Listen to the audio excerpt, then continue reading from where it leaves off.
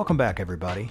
You're listening to Cut the Shit, a podcast series that aims to take a closer look at the impact of the IT industry, both the good and the bad. Cut the Shit is brought to you by Plow Networks, a managed IT services company based just outside Nashville, Tennessee. I'm Brian Link, EVP of Products and Services here at Plow, and I'll be your host for this series. I'll ask questions, and with the help of our guests, try to dig deep on some of the key challenges we all face dealing with IT. So with that, let's cut the shit and get started. On today's episode, we're going to do something a little different. Last Wednesday, we hosted the first installment of our in-person Cut the Shit events for our customers and partners. This was the first event like this we've done in a very long time, and it was a lot of fun. As part of that event, I had the pleasure of moderating a panel discussion on the business side of cybersecurity risk management. We called the panel Securing Your Business Without Going Crazy or Broke, and we thought the discussion was good enough to share with our podcast listeners. So without further ado, please enjoy this recording of our Cut the Shit 2022 panel discussion. I'm your moderator. My goal today is pretty simple. I want to guide this discussion in a way that's hopefully insightful around cybersecurity that maybe other discussions you've been part of, or certainly webinars, are not. And what that means to me is we're going to talk, the discussion is not going to be about the technology side of cybersecurity. It's going to focus on the business questions and issues surrounding protecting the assets of your company from cyber attacks. And cyber attacks, that sounds like the North Koreans or the Russians, and don't get me wrong, that's maybe part of it, but truthfully, the biggest issues we have now come from within our own organizations, and we'll get into that some in the context of this discussion. So, in the spirit of our podcast, the name of our podcast, which is called Cut the Shit, that's why we named the event this. We wanted to try to cut the shit around cybersecurity and really get into the business issues themselves rather than, I won't say getting distracted by the technology, but it's easy to go quickly to a technology solution rather than keeping a focus on what are the particular problems and how do you think about those problems and approach them. At Plow, we pretty much live by the mantra that technology and technology services are just tools to solve business problems. They're not ends in themselves. It doesn't mean that the technology doesn't matter, but at the same time, we feel like those are things that need to be figured out after you've you've really gotten a good, clear idea of what problem it is that you're trying to solve. So with that, let's get to it. I'm going to introduce the panel. I'll go right to left. So starting on my far right, David Branscombe is a cloud security architect in the Global Partner Solutions team at Microsoft, training partners to ensure they can design, deploy, and manage Microsoft security technologies in 365, Windows, and Azure. Next to him, Dante DiGiambardino. He's with us from Coalition, a company specializing in cybersecurity insurance. And he's been with them since January of this year, and recently completed his CompTIA Security Plus cert. With a background in risk management insurance, he spent the first 10 years of his career managing the technical advice, product expertise, and comprehensive review of clients' risk to negotiate the best terms, conditions, coverage, and pricing. So we've got cybersecurity insurance in the house. Next to him, Alex Fuchs. Alex currently serves as field cybersecurity advisor with Fortinet, and he was formerly the VP of IT at the paper store retail chain, where he implemented Fortinet. So he's another one who was a customer who then moved over to a vendor, like myself. Alex has over a decade of experience managing diverse technology teams and verticals ranging from retail to healthcare. Next to him is Kristen Chambers, who has promised that she will sing if we need her to. So I always appreciate flexibility in my panelists. Kristen currently serves as the manager of channel accounts for Jamf. She has a successful history in security, particularly mobile security. She's invested her time understanding the entry points for potential threats, the diagnosis of gaps in security, and the overall business impact of an antiquated or one-size-fits-all approach to security. And then lastly, to my near right here is Frank Platt. Frank's an advisor, cyber defense strategist, and enterprise security architect at InfoSec Alliance. He has provided risk and security consulting and educational services across the U.S. and around the globe for over 20 years. So, as you can see, we've got some credentials here in front of us, and so I'm going to step just to the side just a bit because the focus is on them, not me. I've broken the questions into a couple different categories, and we want to start off kind of at a high level in terms of how to think about security risks. And so the first question I want to ask specifically for Frank and Dante, what are the critical areas for a company to make sure are handled when it comes to security? And let's keep with our theme, let's cut the shit, let's keep it simple. Let's not get too deep, but let's think about the key areas that we need to think about first and foremost. So from an insurance standpoint or insurability underwriting perspective, top things would be segmented backups, EDR, and MFA, email, remote access, and admin and privileged users. Well, I think, cyber risk is something I have focused on for many, many years. And I have to say that everything begins with a risk, and insurance guys understand risk. I don't know if too many other people, maybe HR. We got anybody from HR that understands risk?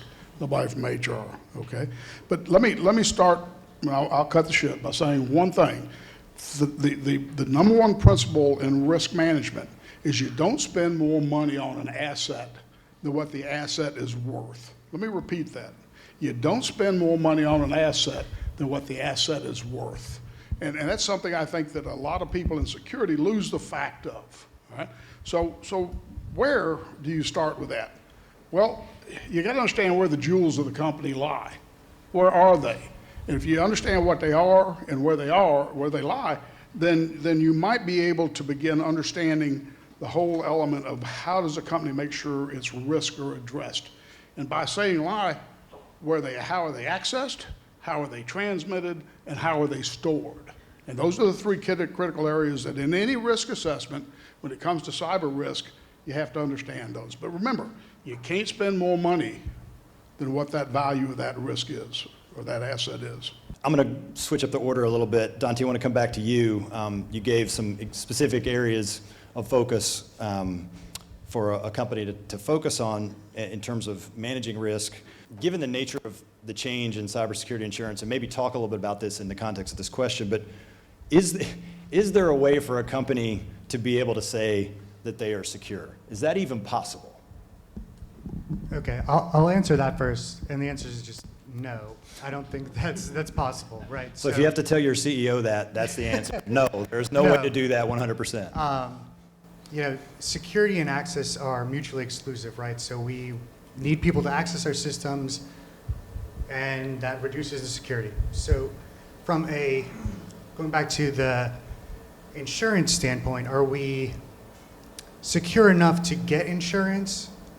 Yes, there are a lot of things you can do to increase, different services, vendors, products, technologies, removing open RDP ports, right? That would be a great example of having MFA. Yes, having MFA to reduce just the insurance spend. And from an underwriting perspective, I can say, I feel comfortable writing this, and I feel comfortable that they're not going to have an attack on my book, right, or a loss on my book.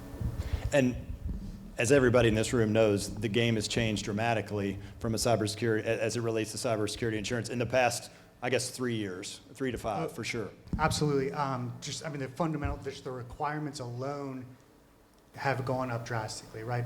Before, I think probably early 2018, cyber insurance was extremely cheap. We've seen a lot of threat actors, cyber attacks, ransomware demands going up, tenfold from anywhere, used to be under $100,000 to now $300,000 to $400,000 for an average ransom payment. Why has it gotten so ugly? That Yeah, sounds like bad. that's why. Yeah, right. So these are You've all paid out reasons more why. claims than you've taken in premiums, correct? Exactly. Justifying the rates, yeah. Yeah. So, the story around cybersecurity insurance is bleak. If you think, well, we've got cybersecurity insurance, so we're okay, right? And that probably wasn't true even when it was cheap, but it's definitely not true now. And we've had customers say, we can't afford cybersecurity insurance, and the answer I always try to give them is, okay, that's a business decision for you to make, but you already manage. You're either assuming that risk yourself, or you're trying to transfer a part of it to somebody else. The risk is still there. It doesn't really matter whether you have cybersecurity insurance or not. That's after the fact, right? It's in the same way that if you drive a car, there's a chance you're going to have a wreck. You don't have to have legally you do, but you don't really have to have auto insurance, but you could still have a wreck, right? You're just basically assuming the liability if you don't have insurance. So I think that's, it's kind of an ugly game out there No offense, Dante, but it's a lot more painful to deal with cybersecurity insurance now than it used to be.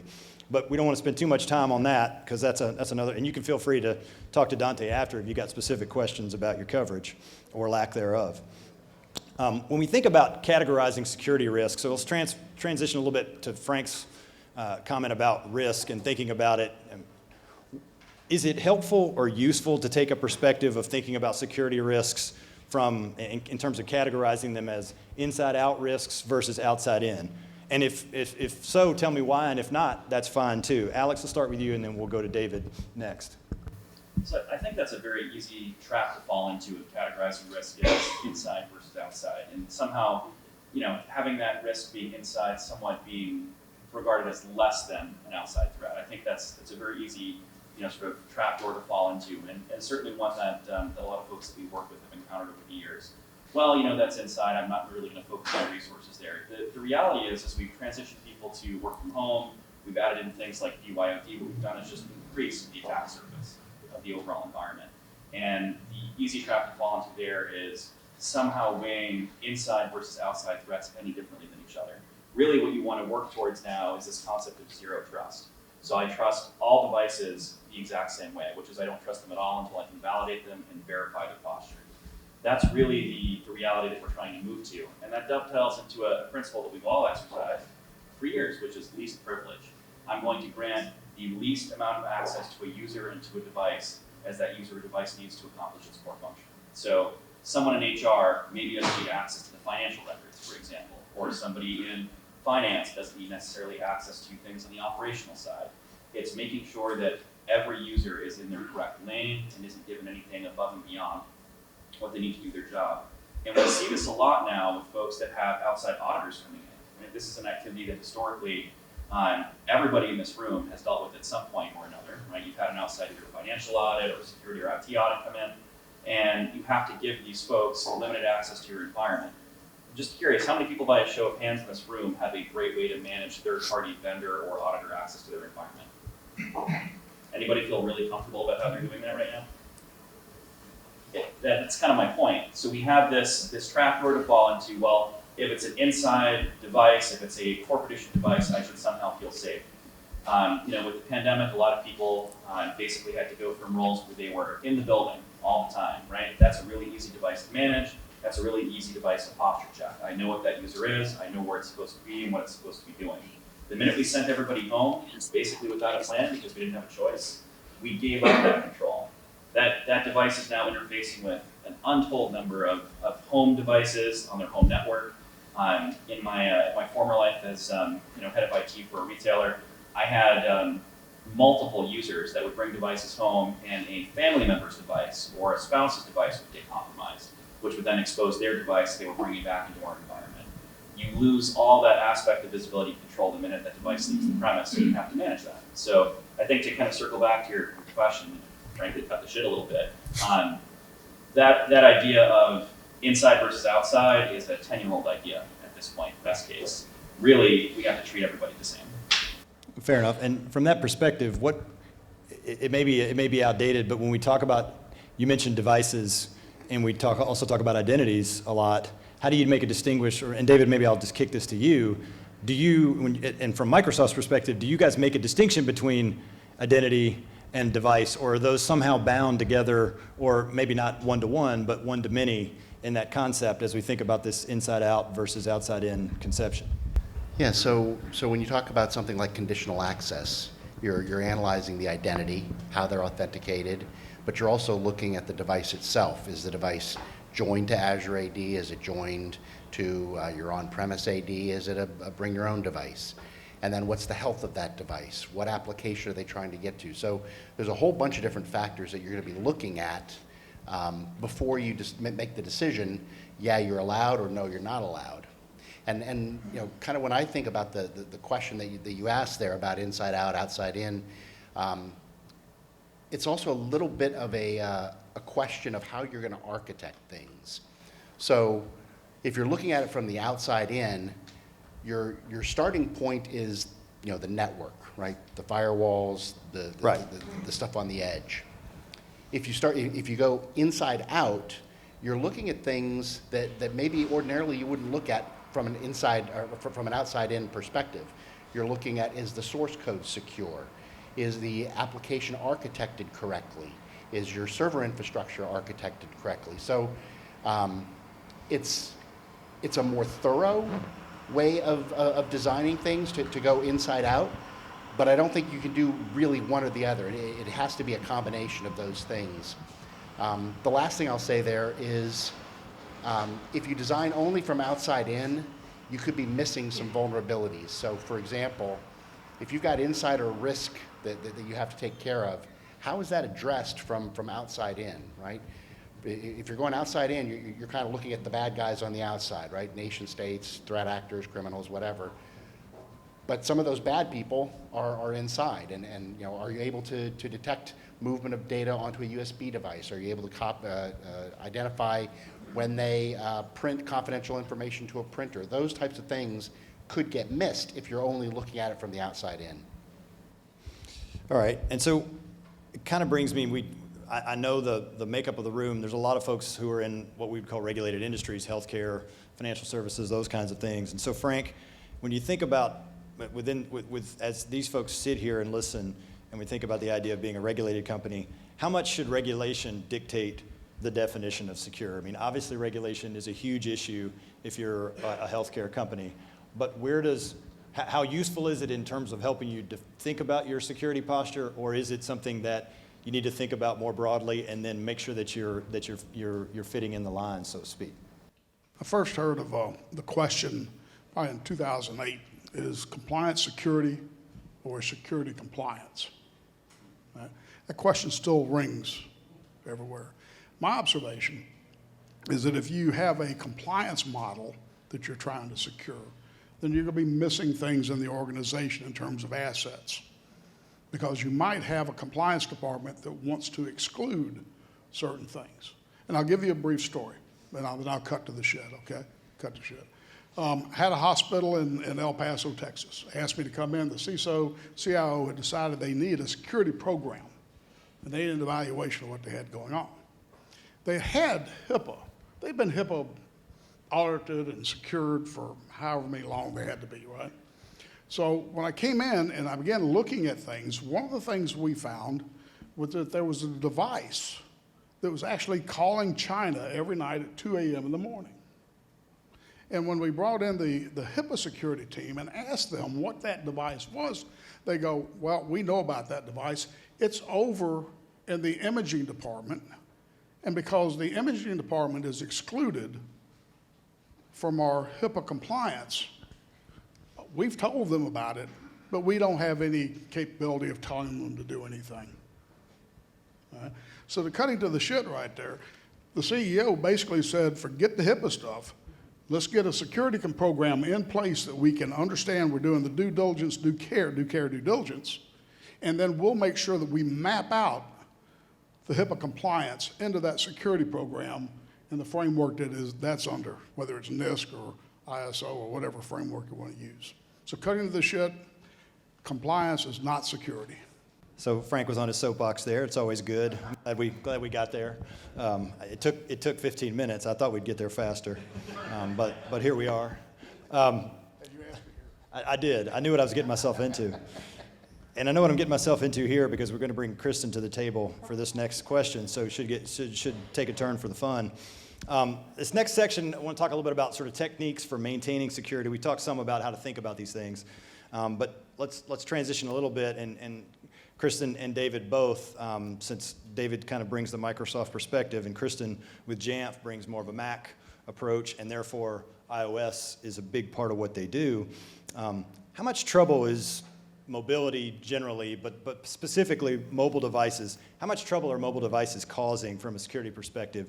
And is there something unique about that, or is it just a part of a broader issue? Yeah, so I'm speaking for more of a previous life than with Jamf. Yes, of course, we handle Mac and Apple devices, but I come from a big, huge mobility company, and one of the biggest issues we found is that organizations treated wireless or like mobile devices different than they did with the devices within their four walls, but they had the same access. You're accessing applications, you're accessing email, you're accessing And I would liken it to probably being worse. These small screens where you're doing really reactive things, you're acting very quickly. And one of the things that it does is it not only makes your organization vulnerable from all of the information that can be accessed on those devices, it makes their personal proprietary information vulnerable. How many stories have you heard where I clicked on that link, I put in my Chase login credentials, and not only do they have access to all the other things that I use the same login credentials for, but now they have access to all my work stuff because I use the same login credentials there. I have story after story after story to share where something as simple as, hey, you could put this on your device for the low cost of X and make sure you don't run into this issue. Nah, I don't need it. I don't want to be Big Brother. I don't want to manage these devices. I have these employees who feel like any type of MDM or acceptable use policy will cripple our business, so I'm not doing it, only to find out they get hit with $1 million Bitcoin ask to get all their customer data back. And so you cannot treat that device any differently. And it's interesting because I think sometimes our devices give us a false sense of security. You hear all the time, hey, I unboxed this device, and Apple tells me it's secure, and Samsung tells me it's secure, and the fact of the matter is it rides on a network, it has applications, it has things on it that are not managed and monitored by that device. And so you just, I think all of us, we do 70% of what we do is on our devices? How many times have people clicked on the little from in your email to see who it's from on your mobile device? Or do you just say, let me respond to this guy? Or God forbid you have an employee who had too many beers and like clicked on the link in the email, and then that talking about you, Brian, you did that. I heard you. I know. Your job is to protect people from that. Wow. Look, Wow. you did it yourself. But you cannot wasn't expecting treat that. devices differently, right? And it's another infiltration point. And the more we grow in technology, the more infiltration points you're going to get. And that's what's important when it comes to cybersecurity and why it's constantly changing. But yes, mobility is a huge factor, probably more so than it ever has been, and will continue to grow if people don't learn how to protect it appropriately. And so to that point, David, from Microsoft's perspective, how are you guys thinking about that evolution, particularly what's happened in the past couple of years with so many people going remote? I mean, there's the mobile device, that form factor specifically, but there's a broader issue, mobility writ large. Yeah, that's exactly what I was thinking, is mobile devices are one thing. Mobility, remote work, hybrid work, that's a different set of problems, right? So you can secure mobile devices with, like a Jamf or whatever, Intune, but you also have to figure out how do you secure the human, and that's what Alex was talking about, right? How do you make sure that when the person takes this laptop home, and this was a problem that every organization saw during COVID, was you take the laptop home, your kid doesn't have a laptop, but he has to do his homework from school, and he decides he's going to play games on your laptop, your work laptop. He downloads some goofy thing, and then work is calling you saying what's going on.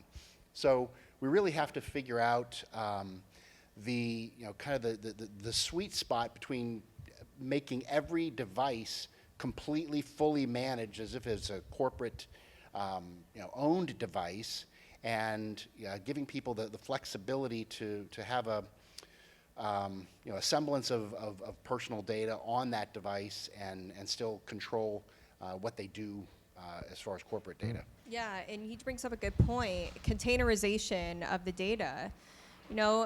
This concept ebbs and flows of BYOD.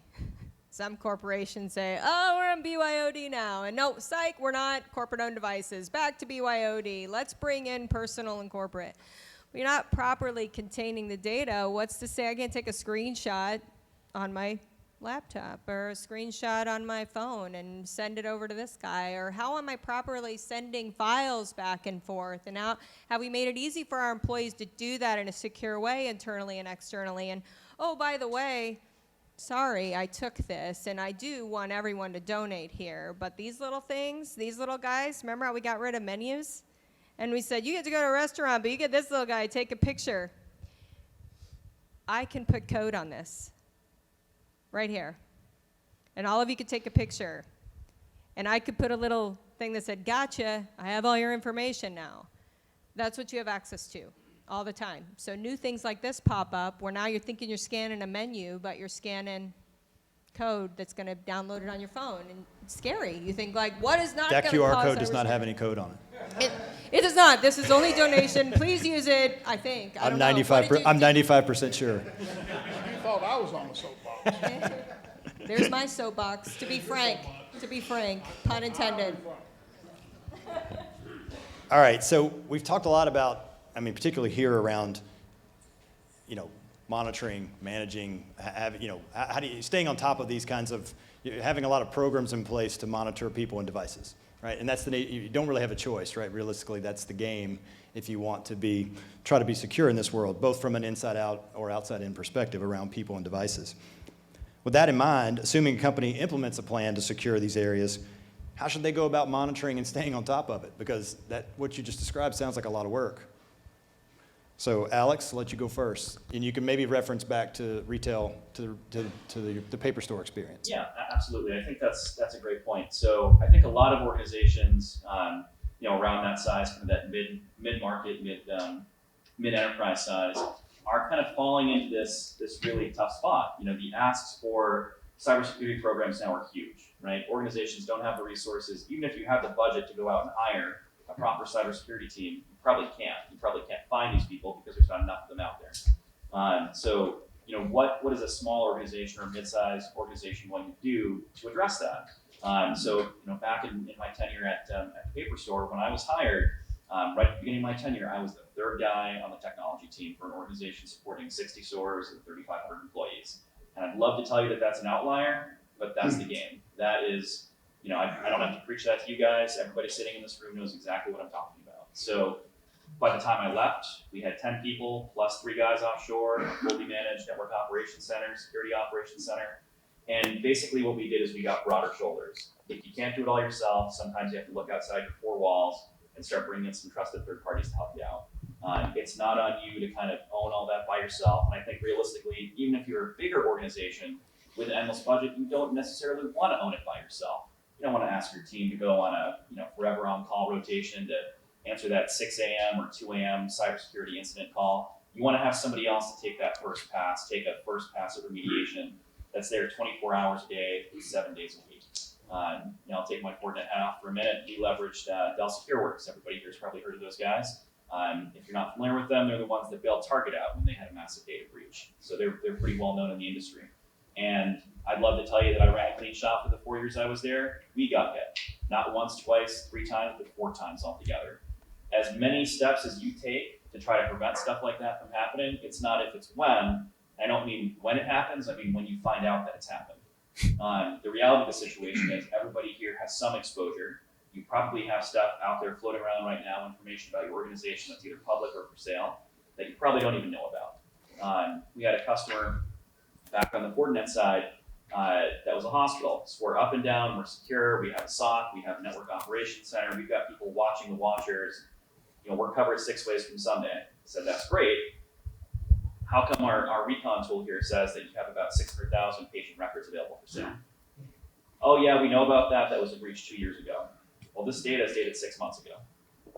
So they've been hit and they had no idea they'd been hit. So it's not if, it's when, and it's when you find out that it's happened. You've got to have those broad shoulders. You've got to have multi-tiered process and program in place, but it doesn't all have to be you. It doesn't have to be all your team. And we've got great partners here like Plow that can help kind of shoulder some of that weight. Oh, thanks. You stole my thunder. Yeah. It's true. You want a partner that's going to be able to develop a program that's customized to the needs of your business. No one person in this room has the same problems. No one person in this room has the same architecture as the next person down the table. So there's no such thing as one size fits all cybersecurity. That's where I'll leave it. Frank, I want to call a little audible and ask you to follow up on that and talk a little bit about where have you seen people do a good job of saying, we're going to do this inside and we're going to partner with someone outside? Where have you seen people do that well, and maybe the opposite? Where have people, you feel like they've fallen short? I think if I look at it from a technical perspective, that's what we're talking about, somewhat technical, and I'll come back administrative actually as well. From a technical perspective, if you are managing your Active Directory, for example, you want somebody from the outside to come in and audit your Active Directory. You don't need internal auditors unless you're a big organization that an internal audit reports to a totally different department out there. So if you're mid-sized, you better have somebody come in outside to manage it. So anything that you think you're doing, a separation of duty from my perspective is having somebody come in and look over your shoulder and you having the moxie to be able to say, I'm gonna person up here, no mansplaining, right? I'm gonna person up here and I'm gonna have a third party independent group come out and look at my program to tell me, ask me, or show me, or at least offer some suggestions, right? If I go to application development, and I'm not an app dev person, believe me, that's probably the least of my knowledge base, right? But when I'm doing application development, I better have somebody looking over the shoulder of my application developers. Now, cybersecurity, what they call it, the Department of No, they hate it, right? But what's worse, having somebody say, well, have you looked at that and spending a little more time making sure that that has been done, or waiting till somebody has breached that container and then taking your 20,000, you know, probably the same hospital, wasn't it? Oh, yeah, probably. Yeah. So hope that's the answer you're looking for. Well, I have just something quick to add there too. Don't discount the value of vulnerability scans as well. I mean, the luxury of cybersecurity evolving as quickly as it is, you got a bunch of smart people out there building all sorts of bots and things that you can do relatively inexpensively to say, I found a big problem and you need to patch it quickly. You need to do something about this now. And being in cybersecurity sales for as long as I have, I just wish I would have had a tool to say like, oh, you don't want to buy my stuff, it's fine because I sent you an email and you opened it and I found out you have 57 things you need to fix in your environment. But they have stuff like that, vulnerability scans, pen tests, things like that. And the challenge is small businesses, one breach takes your entire business down. So spending $4,000 on a vulnerability scan is nothing compared to the loss you could take, and having companies like, you know, Frank and Plow and everybody else around to help you be your eyes and be an external source, to Frank's point, is very, very important, because you can be blinded by your own internal plans and infrastructure and device management, things like that. As a follow-up to that, Dante, is from an insurance perspective, not to always bring it back to that, but I'm always interested in that. Are the insurance companies paying any attention to this kind of thing in terms of external monitoring, assurance, validation of programs or approaches? So we want to know it's being done. Not necessarily important to me whether it's being done internally or externally. That would be the short answer. Okay, that's fair. That's fair. I think Alex mentioned the idea of watching the watchers, and Frank obviously addressed that. But as we think about that, David, is Microsoft doing anything to make it easier for companies to not have to have multiple layers of eyes on things? I mean, No. Again, we said. Okay, well that answers that question. Making it as complex as no. Yeah, I was hoping that there was something on the, at least we weren't going to talk about technology, but the idea of finding, you know, let's face it, the deluge of information from monitoring systems is one of the biggest problems with cybersecurity monitoring and management, right? Is you can be overwhelmed. And it's the same problem we have with data in general, right? An explosion of data means the haystack is bigger, so where do you find the needle, right? It's the same. It's not really any different. It's a variation on that theme. I was just curious if there was anything going on with some of your smart folks to help make that problem a little simpler. Yeah, I mean, it's a problem that we've been chasing for a while, right? I mean, even when everything was on-prem and you had SCOM or MOM or whatever, you always had these alerts that were just going off all over the place, and everybody goes in and turns off all the alerts, and then everything's quiet, so everything must be good, right? So, and that same problem just kind of has moved up to the cloud, right? So we're trying to make it so that, number one, the alerts that are brought to a person's attention are valid alerts that need to be acted on. They're not just noise, but also bringing them up to your attention in such a way that they become actionable, right? So it's one thing to have something happen in your network, to have a piece of malware on a machine or something like that. But if all you're doing is looking at individual events all over the place, it's hard to know where to start fixing it. What you need to understand is what's the context around those alerts? What is happening? Why is this piece of malware in your environment? How did it get there? If you get that string, that red thread through the whole incident, then you can start figuring out, okay, where do I need to start fixing the problem? Did it enter through email? Did it enter through an unauthorized device on our network? Where did the problem come from? So, yeah, I mean, we're trying to fix the problem, but the more devices that come into the environments, the more that are on the internet. That's fair. The problem just keeps, you're I get just it. chasing an ever-growing problem.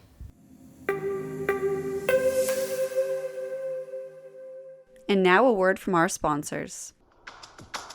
In today's complex digital world, your business is accelerating faster than ever. More people, more devices, more data, in more places than ever. Creating a more complex and rapidly evolving threat landscape, every company needs to be prepared to protect every edge, in every space, against every threat, on any cloud. Protect what matters most with Fortinet. Digital security everywhere you need it.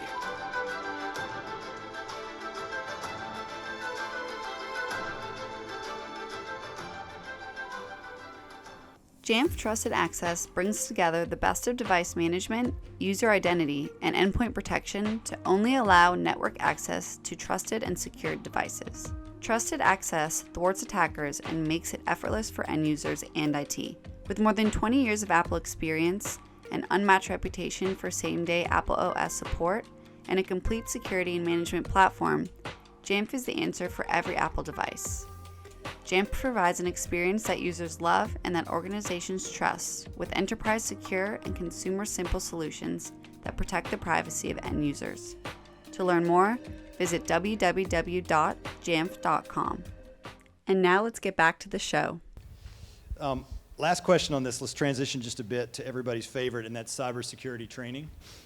It's always been it's employees' favorite. It's what they look forward to most throughout the year is the cybersecurity training exercise that they're forced to do as a compliance exercise usually. But there are companies out there who are really putting a lot of effort into this to try to make this something that's actually helpful. And so I'm just curious to know. I know Alex, you said you had an experience with this, and so would like you maybe talk about that from your purview.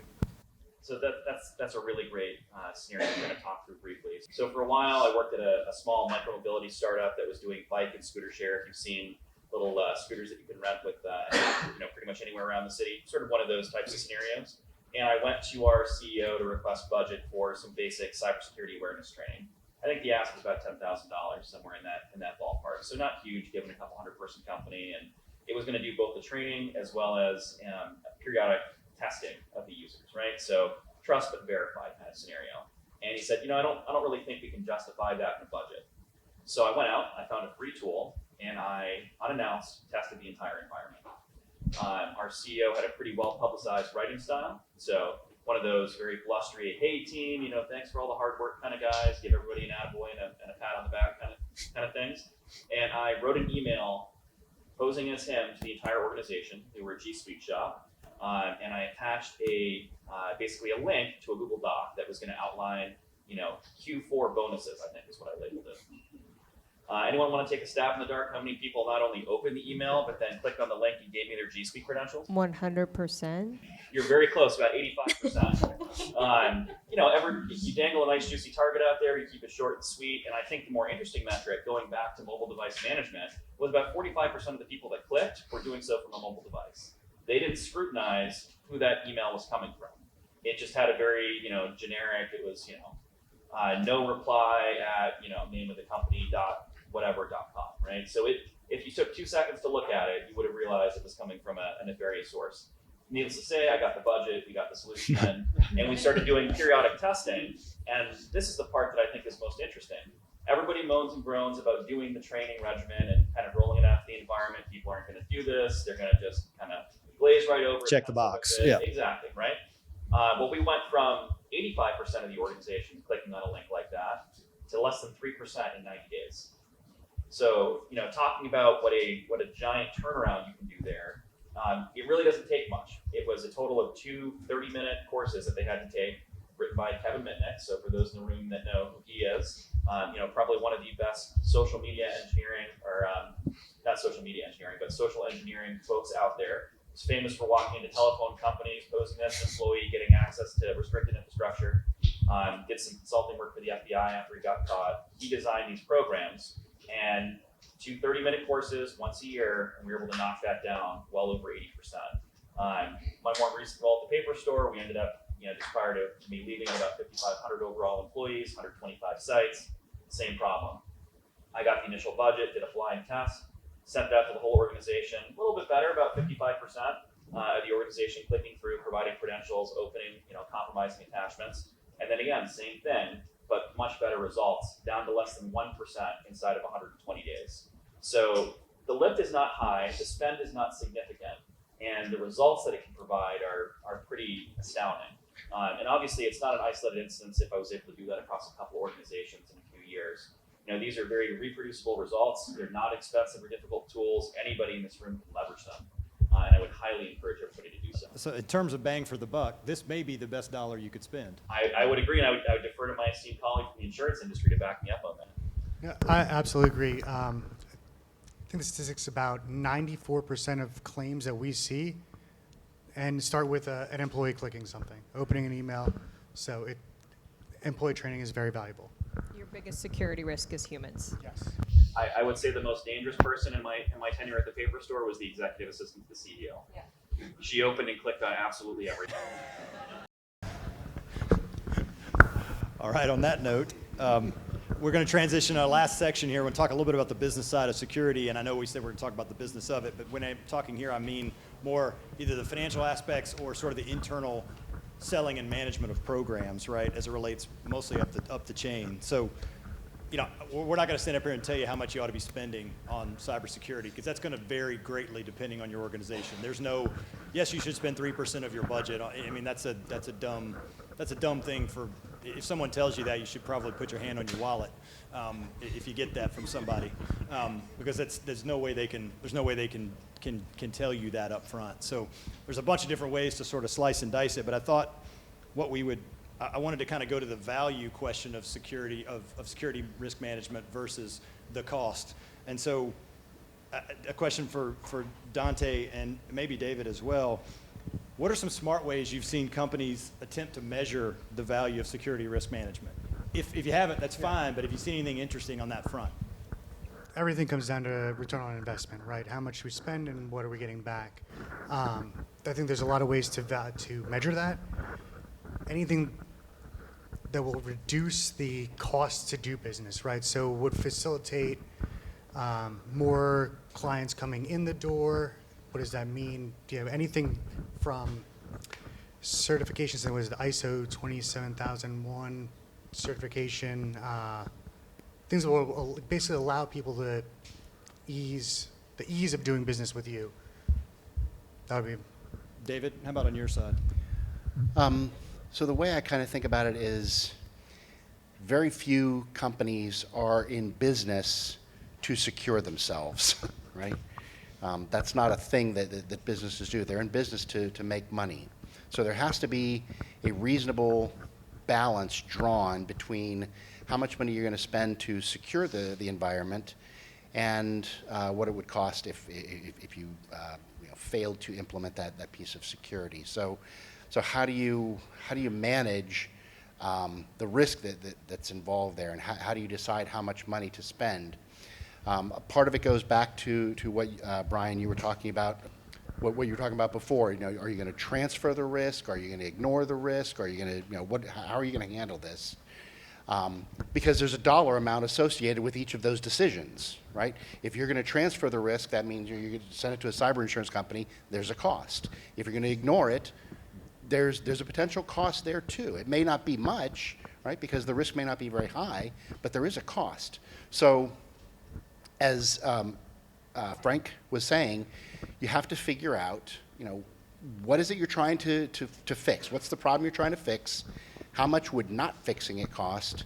And then find the nice balance in the solution that you're going to implement so that you're not overspending to secure something that doesn't have that same value. And Kristen, we talked about this a little bit before, but this idea, if you think about security risk management, if you're talking to non-technical people, right, would you might have an interesting discussion about, is this an expense or an investment? And if that were the question, how would you think about that? And how would you encourage them to think about it? I would say security is about as sexy as insurance. No offense, Dante, cybersecurity insurance guy. You never know what it's going to cost by not having it until you have a breach yourself. It's like, it seems like it's a sunk cost. It seems like you're just outpouring money to not know what you get in return. And to be quite honest, until you have one of those breaches, you're like, oh no, that would have been great to just spend a little bit of extra money to make sure I didn't find myself in this situation. And I would ask you to sort of think about what your image means, as an organization. That's collateral that is what we would consider kind of, you could say it's a soft cost, although people put lots of money around their brands, but image is everything. And just start there and say, what is my company worth? And if my customers are put in a position where I am disadvantaged and have put them in a position that will cause them heartburn over just merely doing business with me because I didn't properly secure my organization, that's your business and you're under. You no longer have a business anymore. And so it's definitely that important. It's definitely investment. It's definitely an expense too, but it's important.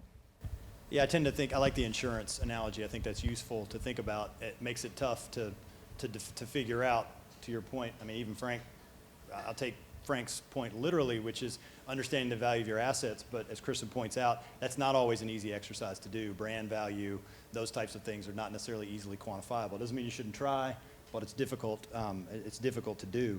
So it still creates fuzziness if you're trying to explain to your CEO why you need to increase security spend, 100% this year. Making that case is not a simple task at all. And I would encourage you to push your vendors to help you make that case, right? That make them do their job, and that help them help you in terms of making that internal sales case. And to that, I want to get to the last question so we can get to the Q&A section. And Alex and Frank, this one's for you guys to kind of wrap us up. Given the obvious money and time being spent on this stuff, what are recommendations for how all this should be reported and contextualized to senior leadership or the board? Okay, well, a couple of things. First of all, let me address risk. I want to come back to that. As an insurance company, what most of us probably have heard, but we really don't know what the inner working is called actuarial tables. Everybody's heard that term? All right, actuarial table understands risk. It looks at the annual loss expectancy, ALE, and the annual rate of occurrence. And then it puts two things on that. It puts a value of what could be lost, and it puts a value of how much the loss could be. So you have a quantitative and a qualitative, right? So if you have a company that you are needing to secure XYZ asset, going through that calculation for your CEO is something that he might not understand, but I promise you your CFL will, because they're taught risk. They understand that risk calculation out there. So having said that, I'll get off my soapbox. But that understand, go look at that. They're in the risk tables out there. Any CISSPs in the building? All right. If you go do a CISSP, that's one of the things they drill into you, that equation right there. All right. How do you report back to the board? All right. Well, if you have a program, and I'll be brief. I guess how much time we got here? You got 20 seconds. I'm done. And by the way, yes, this is routine, just in case you were asking or wondering. I can't do it too often, but we're number one today. All right. So I look at an organization. When I get called into an organization, generally it's because something has happened. Right? I mean, Maybe the CEO lost his bonus because they had to go notify because some programmer didn't close the back door and they think they may have lost something, but no, it was really just a bunch of bots coming in announcing that to Adobe, right? So generally there's something that has happened to an organization. When something has happened to an organization, to me, when I get called into that, I look at that organization, I say, what framework have you put in place? You alluded to it earlier, all right? And there's frameworks, and a framework that I work with most often, there's two of them. If you're an international company doing business overseas, the ISO model. Now, to go through an ISO certification probably is going to cost for the average business, small business, more than what the value of the assets are of the overall organization. If you're local or just doing business in the U.S., NIST. And I take every one of those performance indicators, controls as some people may want to call them, and I look at that as a risk indicator. And I will take that risk indicator and I will go through the organization. Everybody in the organization understands that they have a part of that, not just IT. IT understands that that's a box, but they may not understand what the value of that box is or what it's doing. Discussion earlier as we move to the cloud, the AP person doesn't necessarily care where the technology is. They just want they want payroll, right? So if I look at that and I go through every individual in the organization, I come up with these are the key risk indicators that are sitting in this organization based off of this, based off that framework. Then I can develop a maturity matrix, a scale of 1 to 5. Right? In that maturity matrix, there's a lot of ISACs. Anybody familiar with the ISACs, information sharing? Every industry vertical like healthcare has an ISAC to it. And those ISACs will publish certain matrices of what these indicators may look like and what they actually exist. So if I'm on a 5, they're lying to you. All right? Nobody can get to a 5, that's perfect, right? But if my neighbor down the street is at a 4 in this area and a 3.3 at this area and a 2.8 at this area and wherever you put that, wherever your quantitative, qualitative risk assessments, throw that key risk indicator at, then you can show your CEO what his neighbors are doing, what his competition is doing. And when they say the competition, they want to be at least as good as the competition. And I'll take that one step further if I may. To understand how much you need to spend, you can take the highest risk and put it on the chart. You know, the up here is over there, down here is over here. And you can say, for me to implement multi-factor authentication for my management accounts is going to cost this much for this year, and you can build out a 2-year run rate so that CEO now has an understanding of how much money they're going to be spending over the next 2 years. Because that's a question that I get asked all the time. How much money do I need to spend? A good salesperson will say, well, how much money do you have to spend? Is that correct? But that's not necessarily the answer, is how much do I need to spend over a 2-year period of time. I'm done. Alex, bring us home with a story. All right, I think I can manage that for you. So I had the luxury of rolling up to our COO of my last retail organization, and very straightforward, shoot from the hip kind of guy. And I remember coming in day one and saying, listen, department needs a little bit of money for a cybersecurity budget. I think at that point it was, we didn't have anything kind of penciled in. And he said, okay, come back to me with some numbers, let's figure it out. And what I realized is I'm kind of crunching the numbers on everything that I realized that we need because we had virtually nothing. Because there's no way he's going to greenlight what I need to ask for, right? The reality of the situation is to get the perfect cybersecurity program is expensive. And you're not going to get there all at once. It's kind of a crawl, walk, run model, if you will. And so what we did, and what I did with a lot of projects, is I tried to show, like a 5-year ROI on the investment, right? How is this going to make sense? How am I going to roll it out over a period of time where the business is willing to absorb the cost, and we're going to minimize or eliminate as much of our high priority risk items and exposure as we possibly can, all at the front end. So just like Frank was alluding to, first place to start is make a list of all the things you think you need. Run that list by somebody else that doesn't work for your company, right? Go to a third-party consultant, go to a cybersecurity organization, MSSP, or a managed service provider, and get somebody else's advice to gut check what you think you need. Once you do that, you just rank those in order of, biggest fire to smallest fire, right?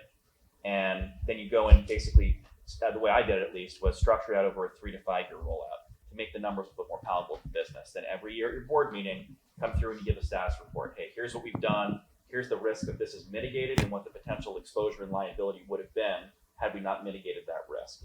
So, in our case, the first year we rolled out our SOC was the first year we had a cybersecurity incident.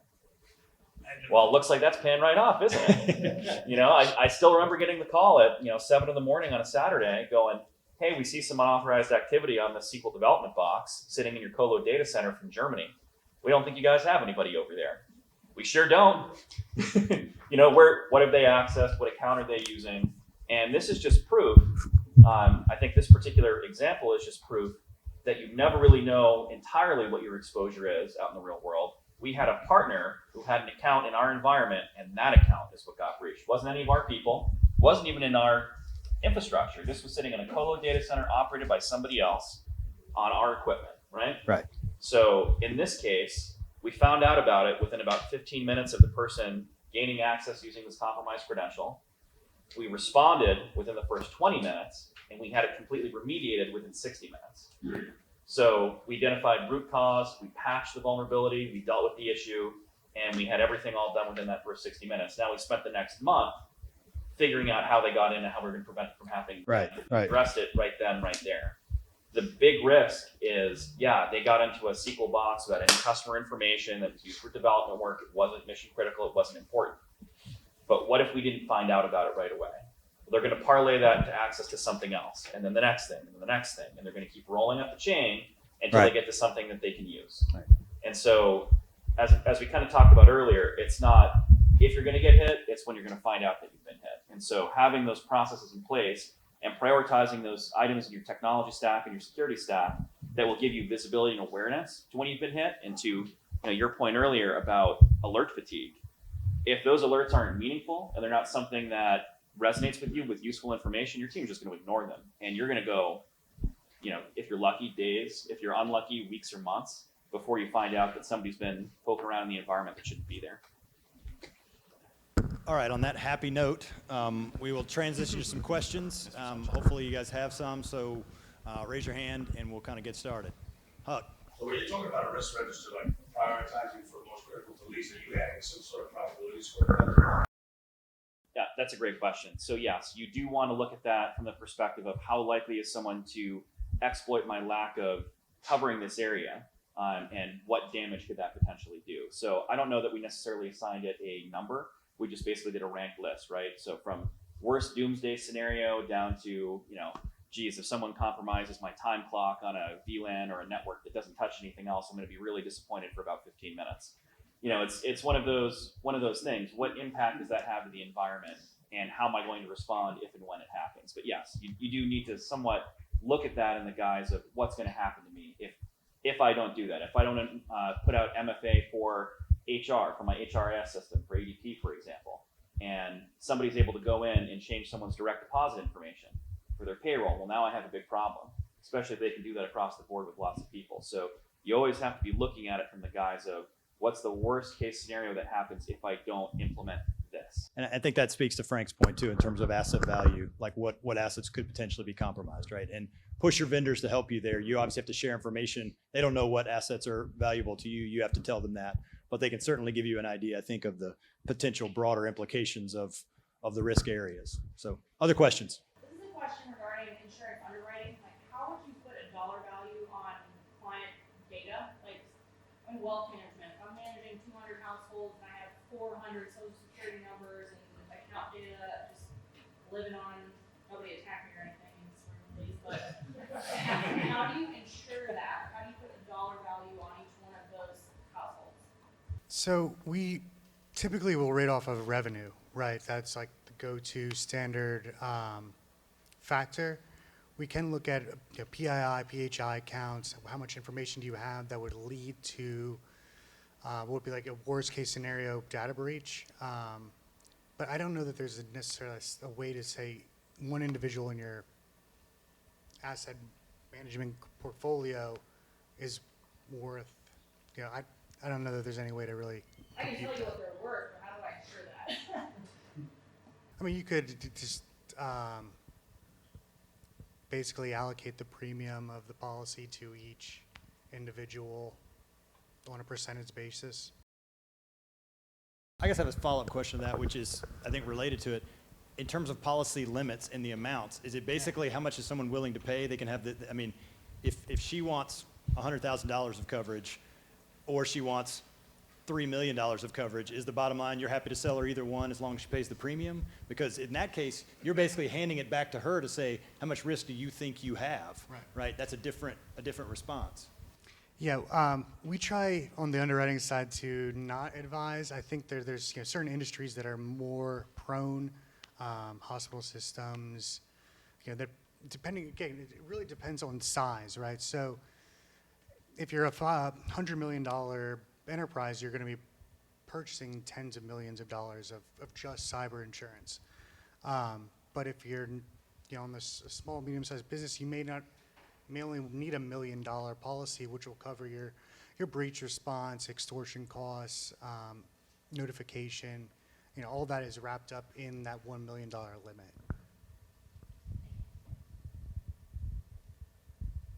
Other questions? Cameron has a question. Is it in the cloud? Is it safe? Like that is Office 365 and you can worry about anything? He's not joking. No, he's joking. So is the question, is the cloud safe? Do we need to back up 365? I know there are vendors who sell products that back up 365. Microsoft does not back up my stuff. Whether they back up Satya Nadella's, maybe. Do they back up Brad Smith's? Maybe. But it's definitely a business decision that the loss of my email does not materially impact Microsoft's ability to do business. Right? So you may make the decision to back up certain types of data for certain individuals and not for others. So if someone's mailbox is on retention hold or litigation hold, it's a different use case, right? So with litigation hold, you're essentially hiding the ability for the user. If a user tries to delete something, it looks like it's been deleted as far as they're concerned, but it's not. It's just kind of masked over. So that's not really the same as a backup, right? Because a backup implies the ability to restore something, by the help desk. Litigation hold is a different animal, right? That's a legal function that you're performing, and you're holding that data for a case. So it's a different problem you're solving. If I may. Yeah, go ahead. I'm fresh off last year a data retention, data destruction project, because that became high through this organization.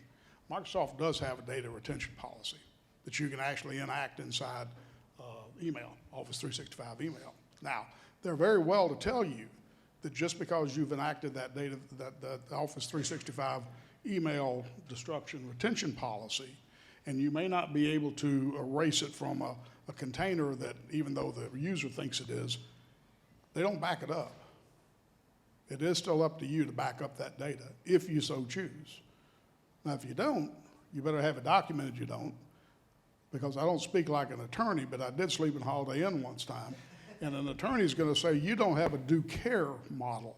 You didn't actually address that process that you needed to go through to make sure that that data was there in the case I needed it. So there's a whole different model right there of due care, due diligence, but due care says I didn't even look at it. So most companies, how many companies got a data retention policy? All right. A few of you out there. Have you actually looked at it? Do you actually know what it says, what it does? I mean, I'd look at it again. That's something you need to look at every year. And it's a legal issue. It's not a technical issue. It's a legal issue. I'm off my soapbox. Other questions? Question for really the general panel. If I'm an SMB and I'm just starting to think about cybersecurity, where do I start? Good question. So that's a really great question. The best place to start, I think, is having a conversation with the powers that be on your management team and your executive team about what's important to the organization. So identify your key assets, the key things of value to the organization that you want to protect. And then item number 2 on that list would be to get a third-party audit. So know what's important to you, and then phase number 2, get a baseline, what's my exposure? So just as I stand today, if I do nothing, what's my exposure, what's my risk? Once you do that, you can have a more purposeful conversation about items that you can use to mitigate that risk and protect those items that are assets to your organization. And I think it can be really overwhelming. If you think of a small business, hey, I've invested my life in starting this, and I don't even know where to start to make sure my customers and I am protected. And hiring organizations too, that you don't necessarily have to have a head in your organization, but having some people who have some experience to say, this is the easiest way to start looking at this, and then we'll develop from there, similar to the plan that you build, that you say, where are our biggest areas of opportunity? Let's start there. Let's mitigate as much monetary risk as we can, and then kind of fold in as you grow over time, because it is changing so much that it can be overwhelming. And having some third-party analytics can really assist. One of the things I think is important is being able to, before you start making a list of what you need to buy, figure out what capabilities you've got with what you already own. There's so many customers that we talk to that will go out and buy the new shiny thing because they've read on the internet that this is the new thing. This is going to stop all malware, even 0 days, even stuff that's never been thought of yet. Before you go that route, before you start buying stuff, enlist somebody like Plow or a trusted advisor to come in and say, if these are the problems you're trying to solve, you already have software that does this, this, and this. Now we need to fill in the gaps. So don't overspend where you don't need to, especially in this economy, right?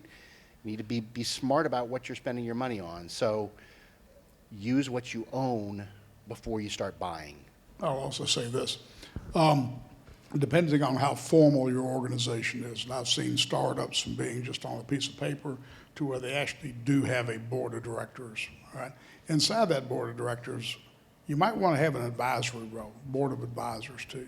And I sit on several board of advisors of startup companies that are just struggling with that same question. I don't have any money. I can't spend any time on security. I'm a free resource for that particular organization when it comes into play out there. Doesn't have to be me, but somebody that can give you some advice on a startup basis that you don't necessarily have to pay. One last question. Oh, we got one. All right. What's the next thing that's coming out that you guys have seen that you're most excited about the cyber prevention? And what is the next tool, the next shiny object that you think has a lot of promise? Fill that one. So there's a couple things to answer your question, I think, that hold a lot of promise right now. So the big one for me, especially with the hybrid work from home models that a lot of folks are dealing with right now, personal mobile devices and BYOD in general, I think is zero trust. So basically the ability to posture check and interrogate and gain compliance of any user or device before you allow it access to sensitive information. So, on the Fortinet side of the house, we're seeing that as a pivot of folks moving away from things like SSL VPN and moving to a ZTNA model, a Zero Trust Network Access model, where not only do we, like we could do on regular VPN, where we could maybe interrogate that device on connection, we continuously check the device throughout its connection. So if anything about that device and its posture should change, we can cut off access immediately. So if you left your laptop signed in and your kid, wandered over and starts downloading something they shouldn't, and all of a sudden that device is compromised and infected, we immediately shut off its access and quarantine it away from anything that's sensitive. And of course we can, throw up all sorts of flags and alarm bells and alerts around that. So I think that's option one. I think the second piece, of stuff that I'm personally pretty excited about is honeypots are making a little bit of a comeback. So we have something called FortiDeceptor. It's a newer product, but it's basically a virtual tripwire. We've basically combined that with some light security automation tools so that your internal team will know that this particular device is just, out there as a virtual tripwire. Anybody hitting that's going to be a threat actor or somebody kind of poking the envelope trying to see what's there. And once they hit that, we've got them, we can block them, we can set off alerts, all sorts of fun things around that. So that, for me, those are kind of the two things coming down the pipe that are pretty exciting. And I would humbly opine, what is the problem you need to solve in your business, right? Don't just look for a shiny thing to fit it where it needs to go. Figure out what is the problem in your business that you want to fix, and then backtrack from there, right? I mean, I agree, Zero Trust is fantastic, but if you've already got that implemented in some way, shape, or form, or if nobody ever works from home or whatever, whatever precludes the use of that, then why implement it, right? So think about what the problems are that your business is facing, and look to resolve those before you look for, like we were talking about, the shiny object, right? Because your problem may not be Zero Trust, right? Your problem may be you need a telephony system. So that you're chasing the wrong squirrel. If I may, and I'm back on my soapbox here just a little bit. I look at regulatory, I look at states, I look at all the federal agencies, and what do they do if you have a breach? They bring out that stick and they beat you over the head. Right? I would lobby a little bit. The state of Ohio, 3 years ago, they passed legislation that if you were an Ohio corporation and you showed them that you were adhering to a compliance or to a framework, and they didn't care what the framework was, CIS, whatever the case may be, then you were given safe harbor against class action lawsuits. Now that's a carrot. If you show me that you're doing something in the cybersecurity world and that you're doing the due care to put something in and the due diligence to support that, then if you are faced with a class action lawsuit, and that's really what we're talking about here, isn't it, lawsuits, how we prevent a lawsuit, then the state of Ohio said, we will give you safe harbor against that. That's something I would like to see almost every state put into play, right? On a higher level than technology, though. Sure. I was saying good cybersecurity training and testing for your employees, because I think one thing the panel did agree on was, in terms of lowest cost and biggest impact, that's not shiny new object, it's an old object, but it's an oldie but a goodie. Because last I checked, I don't need to ask you about your business. I know you all use email. If there's anybody that doesn't use email, I kind of want to come work for you, but I'm pretty sure that's not the case. So that's a gray-haired guy's answer to that one. It's not ML or AI. It's pretty simple, but seems to have pretty big impact. All right, that's all we've got, guys. Thank you so much.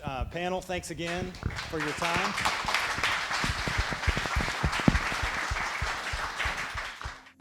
We hope you enjoyed this episode. If you are enjoying the podcast, we'd appreciate it if you would become a subscriber wherever you get your podcasts. And if you could rate and review the show on Apple Podcasts and Spotify, that would really help us out. Or you can just go old school and tell your friends, your family, your colleagues, and hell, anybody else who you think might want to hear something like this to listen in. If you're on social media, make sure to follow us on Twitter. Our handle is @cuttheshit_pod. We are also on TikTok @cuttheshitpod, all one word, where we post lots of clips from the podcast. And last but not least, you can also watch the YouTube version of the show on our YouTube channel @Plow Networks. Until next time, take care and have a great day.